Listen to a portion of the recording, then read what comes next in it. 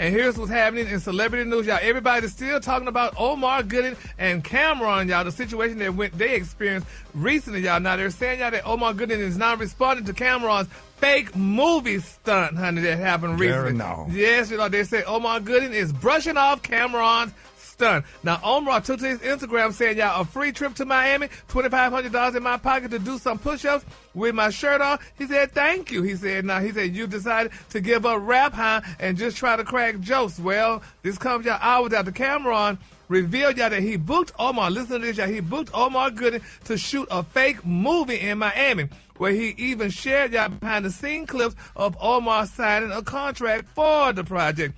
Now, their feud started after Cameron mentioned Omar's name, y'all, while talking about the challenges, y'all, that black actors face, which, you know, black actors are facing a lot of challenges lately, that led Omar to drop several diss tracks aimed at Cameron. And a lot of people said it is funny, y'all. I don't know if y'all haven't seen it, y'all have to go on social media and see it, but I don't know. I mean, could y'all have done something like that? I mean, because if the Cameron only was talking about black actors going through something, so he really wasn't lying about it. But I guess Omar, I guess, got upset about it, because Omar, has he done anything lately? Because I haven't seen him in anything lately since what? Was on Golden Pond or whatever he was in. Oh man, you was way back. Damn. You know, I don't know what it was. But anyway, y'all, it's very interesting. It's a funny thing. If you go on social media, you can pull it up. Honey, that's some get back right there, boy. That was cringe-worthy. Dirty. That was dirty, hard to watch. Like you a slave or something. You getting roasted. Oh, that was bad. That was bad. It was very bad. But, you know, if he needed that money, though, so he said it was a free trip to Miami. So I guess, honey, he always wanted to get to Miami and had no money. I don't know if I would have said nothing. I know. Not no free trip to Miami. That's not cute, honey. Especially not if all the people you're working with only speak Spanish. Okay. Yes, Lord, honey. Oh, well, we're going to follow that story and see. Hopefully nothing turn out real bad for him. We're going to pray about it because, Lord Jesus, we don't want nothing bad to happen. So, all right, moving on. Kid Cudi, y'all, he's opened up about his darkest moments, honey, revealing, y'all, listen to this, that cocaine, honey, once kept him, y'all. I mean, he said cocaine once kept him from ending his own life. Really? Isn't that something? Yeah, he said kept him from ending his own life. Now, in a preview of the CBS Morning interview, they're saying that the Cleveland rapper told Anthony Mason, that was my life, y'all, for a while. You know, he said, I was running to the grave, honey, and I had a death wish. He also added, and I was so dark and suicidal. The success was there, but happiness, we just kept talking about it. He said, but happiness. He said, I don't think, honey, I felt happy. I think that I had hard time dealing with the fame, and the reason why I was doing cocaine was so I didn't blow my own brains out. Oh, wow. I thought cocaine make you do stuff like that. No.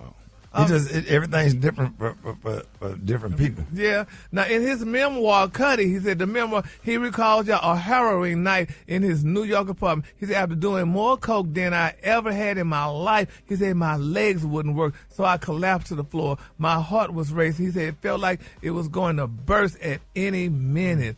Boy, this is something, you know, that's one thing with people on the road. You'll be surprised what people going through. You look at these celebrities and, you know, look at their lives and you think their lives are just, you know, great, but it's not so. Yeah, you're trying to uphold the image and your brand and all of that stuff, and then you be suffering a public success and a private mess. Yep. I heard Pastor Awaski Moore say that one Sunday at church, man. I just started crying because, man, you out here doing stuff. You on stage and you performing, you rapping and cracking jokes.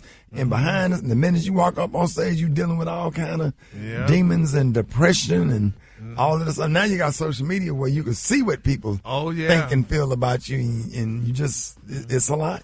It's almost like Smokey Robinson wrote that song, Tears of a Clown. He said, when nobody's just around. Take a good look at my face. You see my what? Smile seems out of place. Yes, Lord Jesus. The tracks of my tears. Yes, the tracks of his tears, my glory. And then my quick for free story while we're speaking about it, y'all, let's continue to pray, y'all, for basketball wide star Brittish Williams. She was released from the pen, y'all, the other day. Who? So Brittish Williams, she plays on Basketball Wire, so she got out the pen the other day. What she was in prison for? Fraud. Yeah, yeah, she was there for fraud. What, writing bad checks? And she probably wanted to stay looking pretty and keep them outfits going, honey, and stuff. So you got to write checks. So she So where you think she went to? Which one she went? She went to a minimum security camp. She wasn't behind the wall nowhere. Oh, she wasn't? No. Oh, no, so I thought when you're in jail, you're behind the wall, huh? No, you ain't in the penitentiary, not for no white collar crime. You ain't in the pen.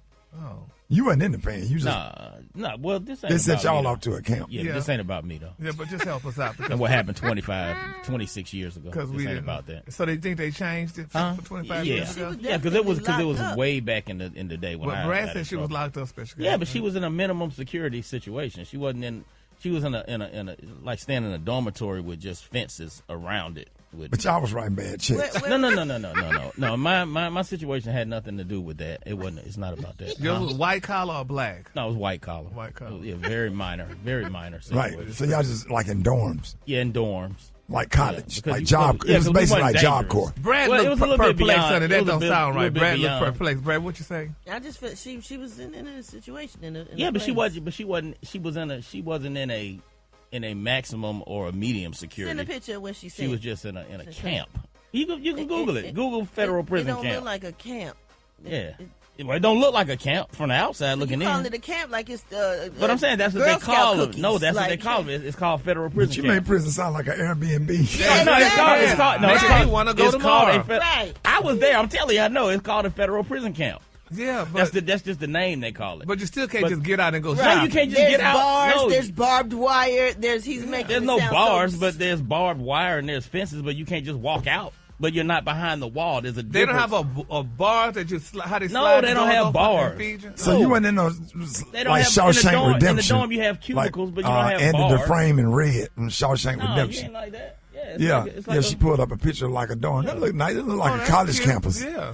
Like a college. That's where she was. Yeah. I don't know if that's where she was, but that's what some other ones look like. Yeah, they're like the campus, like the yard at Alabama State or Spelman. But it is a big ass fence with razor wire around it, all the way around it. Yeah, you ain't walking up out of there. Yeah, but remember, you can't write no checks in there.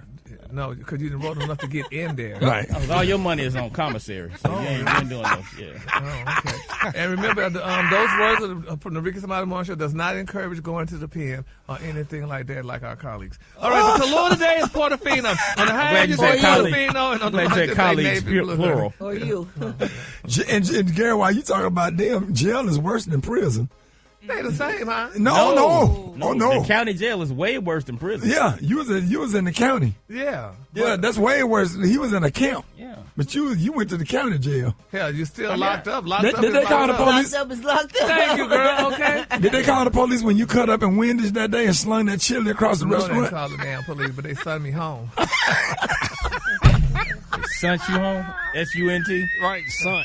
Yeah, damn it, son. I don't think that's a word. Well, it's going to be one of the damn day because you knew what I was talking about. So sunk that. Nah, okay. Nah. I'm so tickled.